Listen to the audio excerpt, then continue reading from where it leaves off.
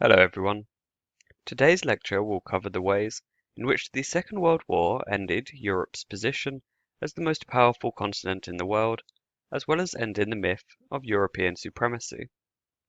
Whereas previous lectures focused on the German and Soviet experiences of war, today's will mostly cover the British, French, and the US. The British and French empires emerged in 1920 as the largest they had ever been, yet they subsequently experienced numerous colonial crises in the 1920s and the 1930s. In 1919, panicking British troops had shot into a peaceful crowds in India in an event known as the Amritsar Massacre. The massacre exposed the brutality of British rule in India and greatly increased calls for more autonomy. Indian independence leader Mahatma Gandhi performed a number of high-profile yet peaceful publicity stunts that seriously embarrassed British officials, who arrested him on numerous occasions. George Orwell, who served as a police officer in Burma, wrote in his book Burmese Days of the violence that was required to maintain white British rule. In Palestine, widespread violence broke out in an Arab uprising, in part due to the increased Jewish immigration to the region. In the Caribbean, Britain's most loyal colonies, intolerable conditions and blatant British racism encouraged a wave of strikes and revolts that resulted in significant autonomy being granted to the region. Nonetheless, whilst the old imperial pageantry of the British appeared increasingly ridiculous, their control of commerce and trade, not to mention their military presence, remained strong. The British cities of Singapore and Hong Kong, as well as the British concession in Shanghai, grew increasingly rich, and here officials enjoyed a life of leisure, separate from the masses around them in white-only clubs. In Kenya and India, Brits continued to flock to the so-called White Highlands, cabins in the mountains where they could escape the oppressive humidity of the coasts and the heat of the plains. Officials brought over their wives from home, ate English food, and drank English gin in a system of segregation. The French and the Dutch were also under pressure in their colonies in Southeast Asia. Future Vietnamese independence leader Ho Chi Minh spent his early years in Paris, where he met with other intellectuals and idealists from the French colonies who sought freedom for their people. In Vietnam itself, the Dien Bien Mutiny occurred in 1930, when rebellious Vietnamese troops in the French army revolted and sought to encourage a national uprising. Vietnamese troops loyal to the French crushed the uprising. The French were also forced into fighting the costly Rif War in Spanish Morocco, as they attempted to prop up Spanish rule and stop dissent spreading to their own Moroccan colony. The empire was increasingly criticized at home by figures in the labor movement who considered it to be costly and immoral. The Statute of Westminster, passed by the UK Parliament in 1931, gave legal recognition to the independence of Britain's white colonies known as the Dominions.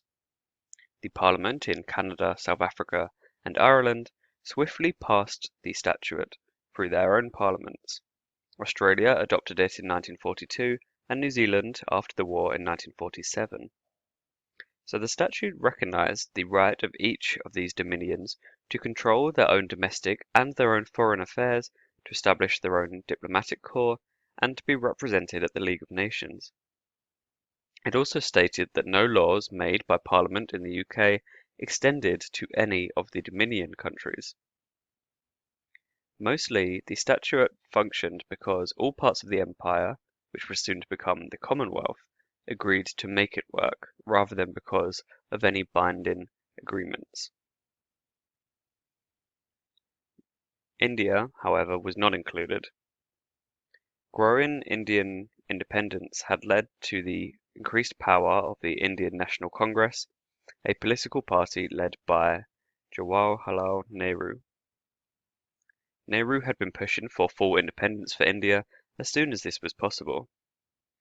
When he and Gandhi were informed of Britain's decision to go to war with Hitler in 1939, both were outraged at not being consulted beforehand. They demanded the British to tell them what India was to receive in return for its support. Gandhi, Nehru, and 60,000 other activists were subsequently jailed by the British for launching the Quit India movement, in which they refused to work with their occupiers until independence was guaranteed. At the same time as the Indian Congress refused to cooperate with the British war effort, the Muslim League, a political organisation calling for a separate Muslim state in India, worked with the Brits in order to win their support. In March 1940, the League and its leader Muhammad Ali Jinnah met in Lahore, where they openly called for an independent Muslim state, Pakistan, to be founded in return for their support of the war effort. 2.5 million Indian soldiers did end up fighting for the British Empire during the Second World War, alongside sending millions of pounds worth of clothes and food to Britain during the years when a Nazi victory seemed imminent. Indian soldiers fought in North Africa, Burma, and in Italy. Canadians, Australians, and New Zealanders also enlisted, if with slightly less enthusiasm than in 1914. There was still a lot of residual loyalty felt towards metropolitan Britain by the Empire's white subjects, particularly given the overtly loathsome and expansionist aspects of Nazi Germany. The King's African Rifles once more fought for Britain, mostly against the Italians in Africa.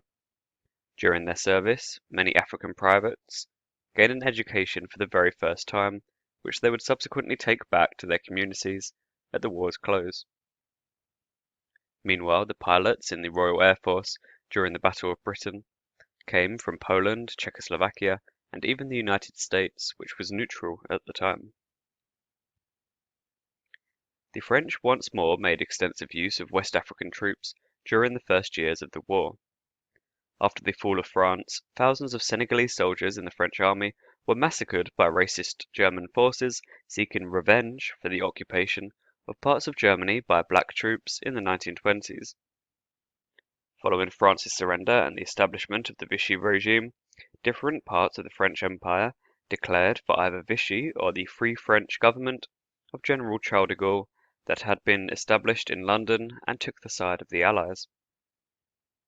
Algeria and West Africa were heavily on the side of Vichy until they were invaded and conquered by mostly US forces in Operation Torch in 1942.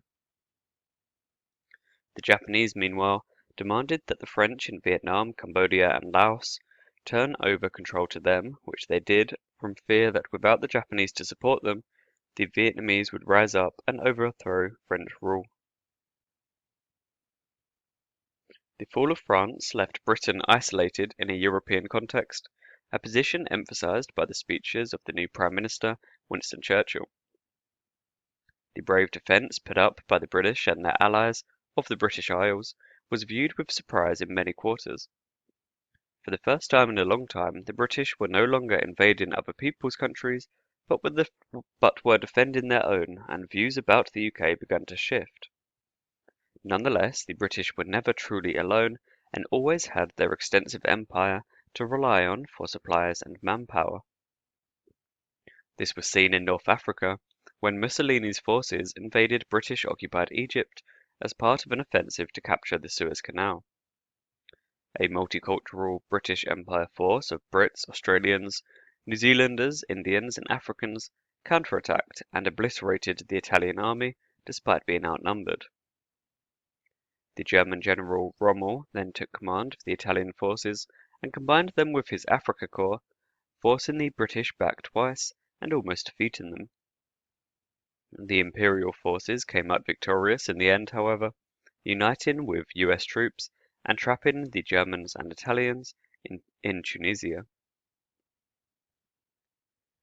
Japan was looked up to by many Asian intellectuals in the 1920s as it was a powerful, independent Asian state.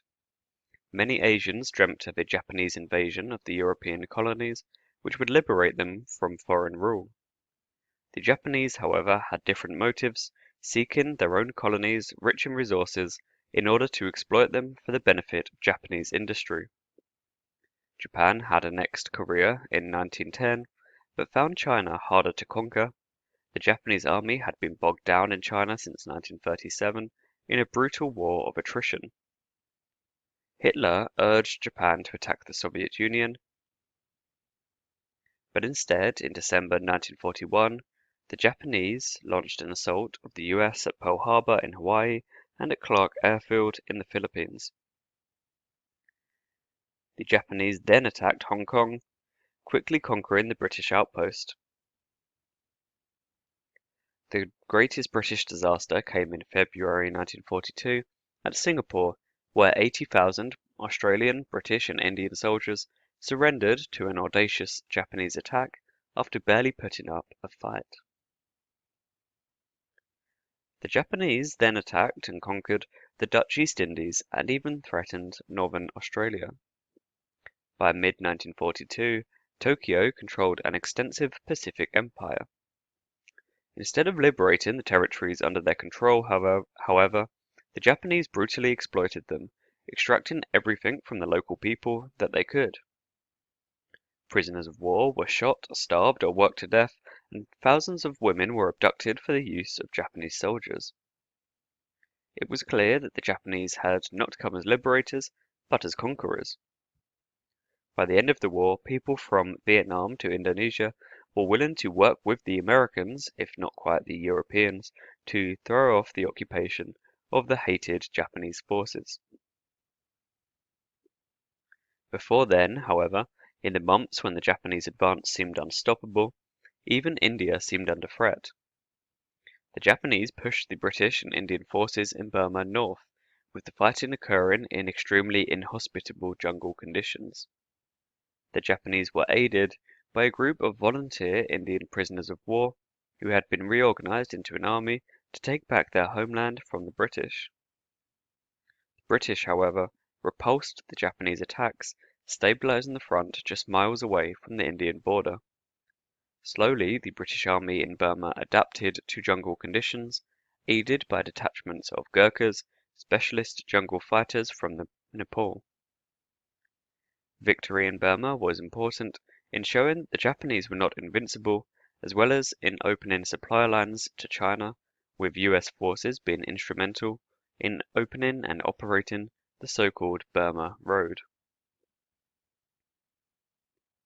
As we discussed, Britain's Caribbean colonies openly revolted in the 1930s and were only pacified through the use of force and the granting of widespread concessions. Nonetheless, the outbreak of war was greeted with enthusiasm, with Jamaicans, Trinidadians, and others donating money and supplies to the war effort and traveling to Britain to enlist. Many Caribbeans found themselves as pilots or as ground crew in the RAF. Their presence in Britain, as well as the influx of black GIs to the UK following Pearl Harbor, gave many white Britons their first encounter with black people.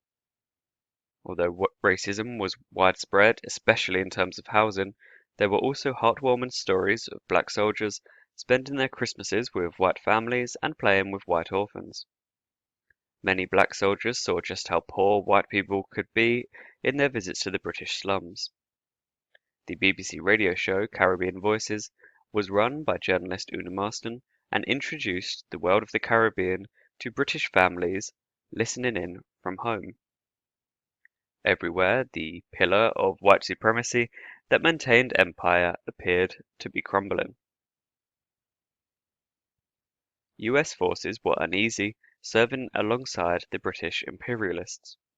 Many high-ranking US officers came from an Irish background and were well versed in Britain's oppressive history. Others had long considered the British to be the enemy in any future war. This view was particularly common in the US Navy. To assure President Franklin D. Roosevelt that the British had changed their ways, Churchill in 1941 signed the Atlantic Charter. This charter assured the world's public that the British sought no territorial expansion and would work for a post-war world defined by international cooperation and fairness. Many people in Britain's colonies took the Charter to mean the imminent end of the British Empire, although Churchill would have difficulty living up to the promises that he had made. India, for example, was placed under martial rule in 1943. The same year, an atrocious famine broke out in Bengal, a province where refugees had been streaming into from war hit Burma. Churchill and his government diverted food from Bengal to Europe, even though it was not needed to feed either the British troops or the British public, who were able to survive on imported food from Canada and the US. The famine ended up killing over 2 million Indians, showcasing both British mismanagement and British indifference. Effective opposition, however, could not be offered thanks to both the large military presence in India and the divisions between the increasingly Hindu Congress and the Muslim League. At the end of the war, Churchill was voted out of office by the British public. The new left-wing Labour government knew that the game was up in India, and in 1947 hurriedly exited the subcontinent, dividing it into two nations, one Hindu majority and one Muslim majority. The horrific acts of violence that followed represented the legacy of British rule in India more than any railway station or tax reform ever could.